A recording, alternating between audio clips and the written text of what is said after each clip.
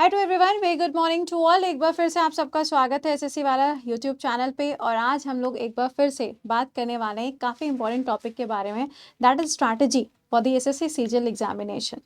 तो कल आपने देखा था कि आप लोगों के लिए एक पूरा कंप्लीट सेशन था, वो हम लोगों ने कंडक्ट कराया था। और इस सेशन के अंदर हम लोगों ने बहुत सारी चीज़ें थी जो आपके साथ में शेयर भी की थी। अगर आपने नहीं देखा है तो भाई देख लीजिएगा। लेकिन नाउ द पॉइंट इज कि अब देखो वैकेंसीज आ चुकी हैं, 14,000 से ज़्यादा की वैकेंसीज हैं। तो हमें तो एक ही चाहिए। अब उस एक के लिए जो ये पूरा टाइम बचा है, इस पूरे टाइम को हम किस तरीके से यूटिलाइज कर सकते हैं, उस चीज़ के बारे में हम लोग यहाँ पे डिस्कस करने वाले हैं। ठीक है, तो चलिए शुरुआत करते हैं। सेशन बहुत ही छोटा सा क्रिस्प रहेगा, बट द थिंग इज कि हमारे पास में सारे पॉइंटर्स जो हैं वो क्लियर होने चाहिए। ओके, चलिए तो आइए ज़रा इस चीज़ को समझते हैं कि यहाँ पर चीज़ें चल क्या रही हैं, है ना। तो जब हम यहाँ पे सीजीएल के एग्जाम की बात कर रहे हैं तो आप सबको पता है कि 14,000 से ज़्यादा जो वैकेंसीज हैं वो इस बार आपको देखने को मिल रही हैं, राइट। अब यहाँ पे जो ये सीजीएल का नोटिफिकेशन आया है, इसमें अगर हम देखें कि एग्ज़ाम कब होना है, तो 13 अगस्त से लेकर 30 अगस्त के बीच में जो एग्ज़ाम है वो एग्ज़ाम को कंडक्ट किया जाएगा। तो इस हिसाब से देखा जाए तो अभी क्या चल रहा है भाई, जून चल रहा है। जून के बाद क्या होगा, जुलाई होगा। और जुलाई के बाद में क्या होगा, अगस्त आएगा। लेकिन यहाँ पे ये जो 13 दिन है, वो 13 दिन तो हमको रिविजन के लिए भी चाहिए ना। तो घुमा फिरा के अगर देखा जाए तो जून में भी आप देखोगे भाई 10 दिन निकल चुके हैं। तो यहाँ पे अप्रॉक्स 50 डेज हैं आपके पास में। और इस 50 डेज में आप किस तरीके से चीज़ों को कर सकते हो, ये आपको यहाँ पर समझना ज़रूरी है। जब हम यहाँ पे देखते हैं कि जो हमारा सीजीएल है उसमें जो एग्जाम होता है वो आपका 2 टीयर्स में होता है, टीयर 1 एंड टीयर 2। जिसमें आप टीयर 1 में देखोगे आपके 4 वही कॉमन सब्जेक्ट होते हैं। टीयर 2 में आप जाएंगे तो आपके 2 पेपर्स अलग अलग होते हैं। ओके, तो टीयर 1 में आपका रीजनिंग है, मैथ्स है, इंग्लिश है और जीएस का पार्ट रहेगा, जिसमें आपको total number of questions and total marks जो हैं वो आपको ये देखने को मिलेंगे, राइट। बट मैम 50 दिन के अंदर पढ़ के सिलेक्शन लेना थोड़ा सा टफ है। एग्जैक्टली अब पूरे साल तुमने कुछ किया नहीं है, अगर तुम सोचो ये 50 दिनों के अंदर सब कुछ पढ़ के तुम सिलेक्शन ले लो, तो उस बेचारे बच्चे का क्या जो पूरे साल भर पढ़ रहा था, है ना। हम स्कूटी चला के या कार चला के हम रेस तो जीतना चाहते हैं, लेकिन उस रेस को जीतने के लिए हमने अभी तो गाड़ी स्टार्ट ही नहीं की है। तो जब गाड़ी स्टार्ट नहीं की है तो कहाँ से सिलेक्शन हो जाएगा, है ना। तो यहाँ पे पॉइंट ये है कि इतने सारे सब्जेक्ट्स हैं, हर एक सब्जेक्ट का कॉन्सेप्ट हमें पता होना चाहिए, क्लियरिटी हमारे पास में होनी चाहिए। तो इन 50 डेज को हम किस तरीके से यूटिलाइज कर सकते हैं उसके बारे में हम बात करेंगे। अच्छा, ये जो सेशन है, अगर ऐसे कोई बिगनर्स हैं जो सोच रहे हैं कि सिर्फ 50 दिन में मैं पढ़ के पूरा का पूरा पेपर निकाल दूंगा, तो ऐसा नहीं है। Sorry, to be very frank, ऐसा नहीं है। 50 दिन में आप पढ़ के यहाँ पे सीजीएल अगर आप सोच रहे हो कि क्रैक कर दोगे तो थोड़ा सा मुश्किल है, बट हाँ, नामुमकिन तो कुछ भी नहीं है। तो यहाँ पे आइए ज़रा बात कर लेते हैं कि ये जो 50 डेज का टाइम पीरियड है इसको हम किस तरीके से यूटिलाइज कर सकते हैं। तो देखिए आपके पास में क्या है भाई, 4 सब्जेक्ट हैं। एक हो गया आपका मैथ, एक हो गया आपका रीजनिंग, फिर आपका इंग्लिश और उसके बाद में है आपका GS, GK and current affairs. ठीक है, इन तीनों को मैंने एक साथ में लिखा है क्योंकि इन तीनों को एक साथ नहीं जोड़ोगे तो वैसे भी सिलेक्शन नहीं होना है। ओके, मैथ्स की बात करते हैं। सबसे ज़्यादा इंपॉर्टेंट है एक्यूरेसी। एक्यूरेसी के साथ में दूसरी चीज़ जो इंपॉर्टेंट होगी वो होगी आपकी स्पीड। फिर है आपके कॉन्सेप्ट की क्लियरिटी। अगला है आपका फॉर्मूला रिविजन।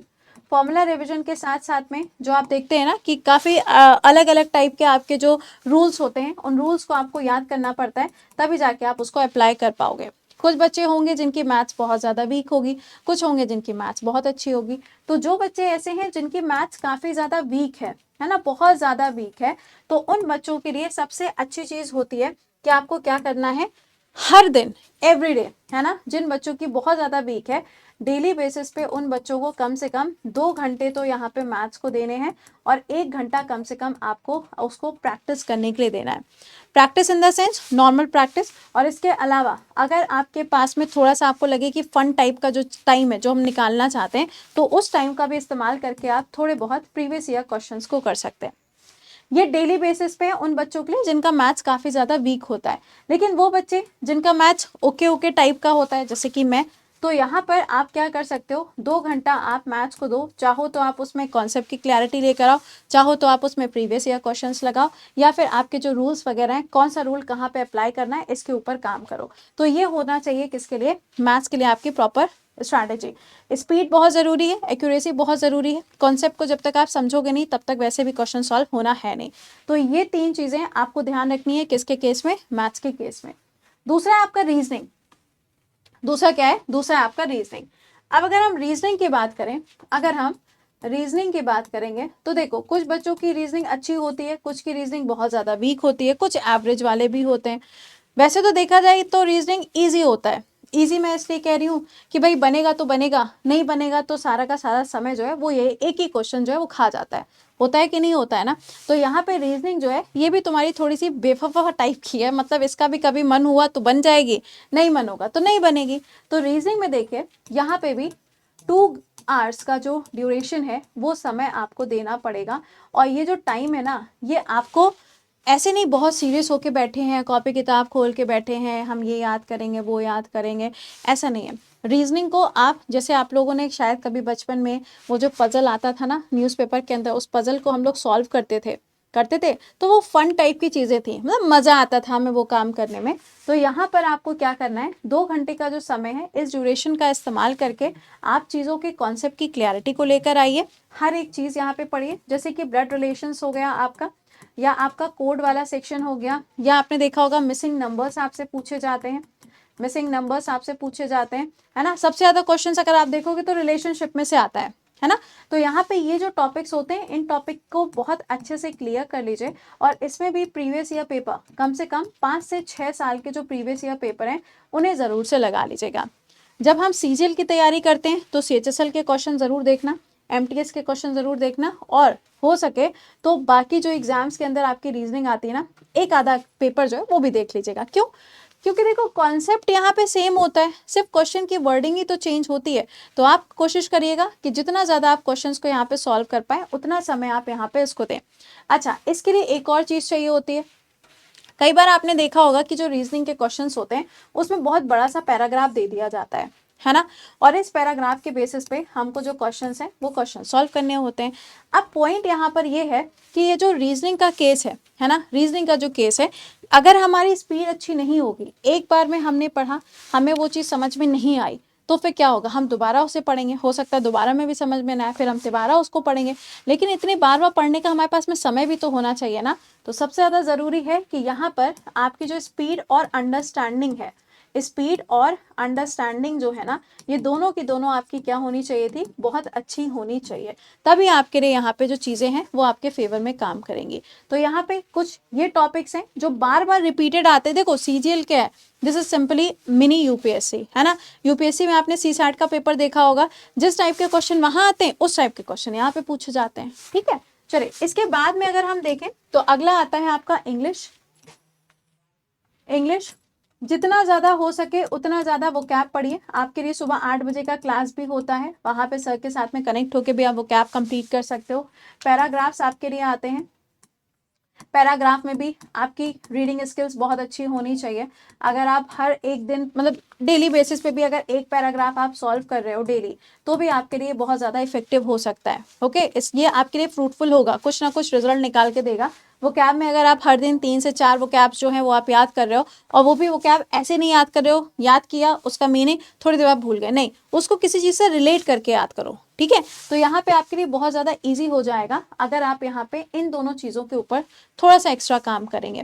कुछ बच्चों की अगेन अच्छी भी होती है इंग्लिश, कुछ की इंग्लिश कैसी होती है, ओके ओके टाइप भी होती है। तो यहाँ पे भी जो बच्चे ऐसे हैं जो थोड़े वीक हैं, वो डेली बेसिस पे 2 से 3 घंटा, जिसमें 2 घंटे तो भाई आपका कॉन्सेप्ट क्लियरिटी एंड एवरीथिंग होनी चाहिए।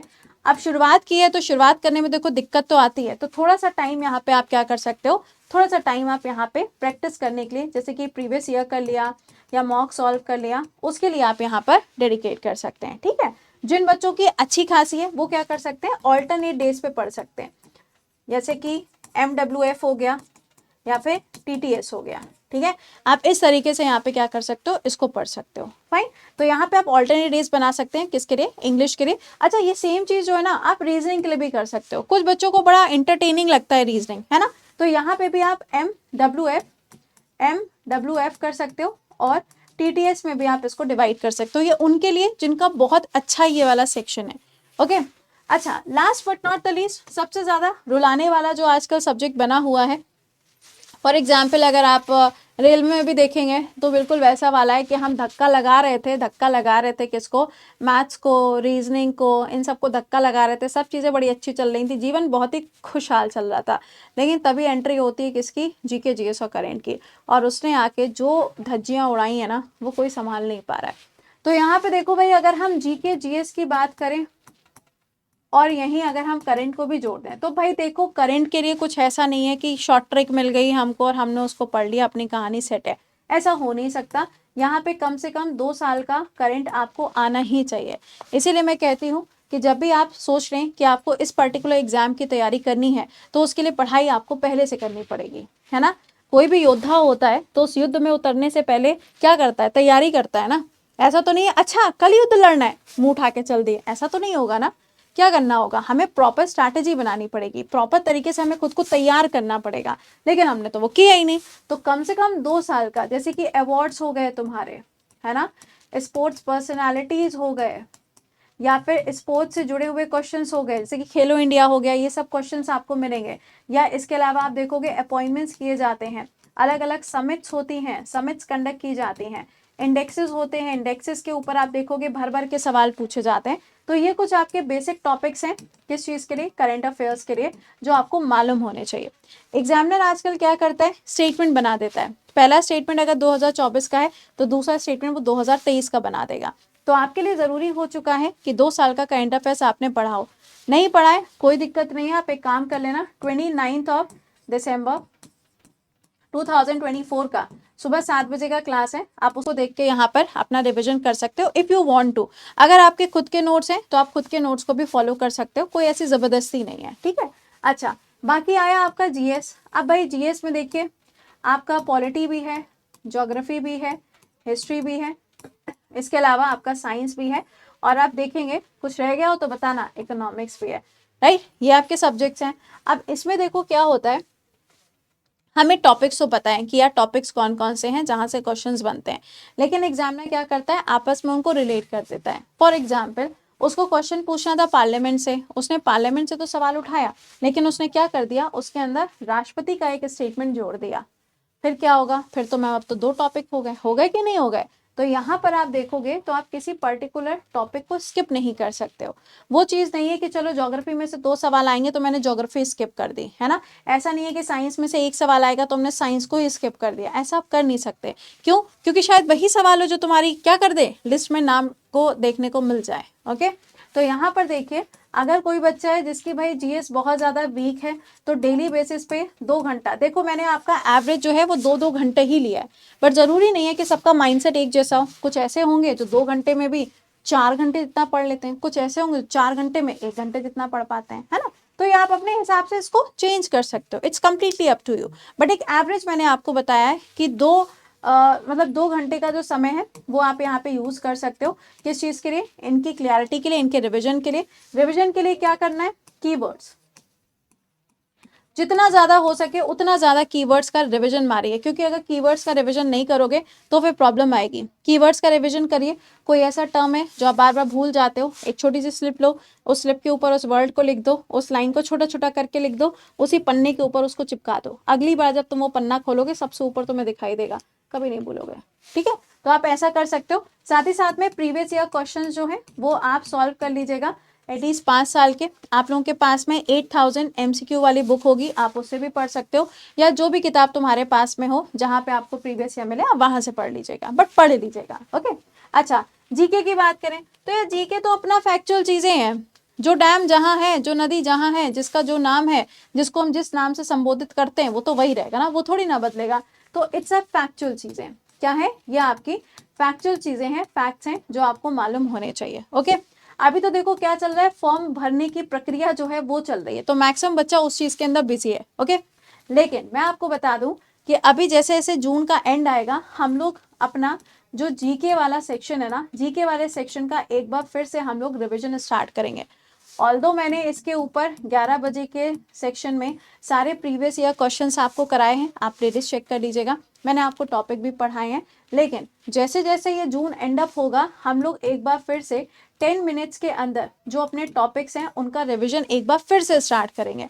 मैं तो तुम्हें देखो 4 बार रिवीजन करा रही हूँ, लेकिन अगर तुम नहीं कर रहे हो तो फिर गलती तुम्हारी है।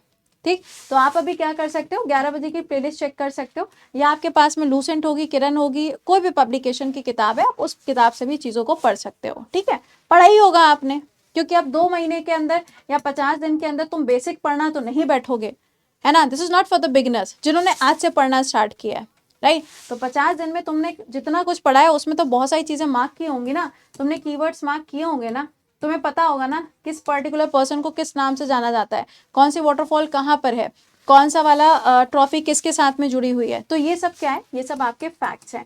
तो इनका आपको क्या करना है, रिविजन करना है। कैसे करना है, शाम को खाना वाना खा लिया, आराम से फ्री हो गए, फोन वोन चला लिया, उसके बाद में सोने का टाइम आता है तो हम क्या करते हैं, अक्सर फोन चला रहे होते हैं लेटे हुए, यही तो करते हैं ना। तो उस टाइम को हमें यूटिलाइज करना है जीके के लिए। रिवाइज रिवाइज रिवाइज, जितना रिविजन करोगे उतना अच्छा इसका रिजल्ट निकल के आएगा। देखो बच्चे ना 2 तरीके के होते हैं, एक होता है जो पढ़ता बहुत है लेकिन रिवीजन नहीं करता, एक वो है जो पढ़ता कम है लेकिन रिवीजन बहुत करता है।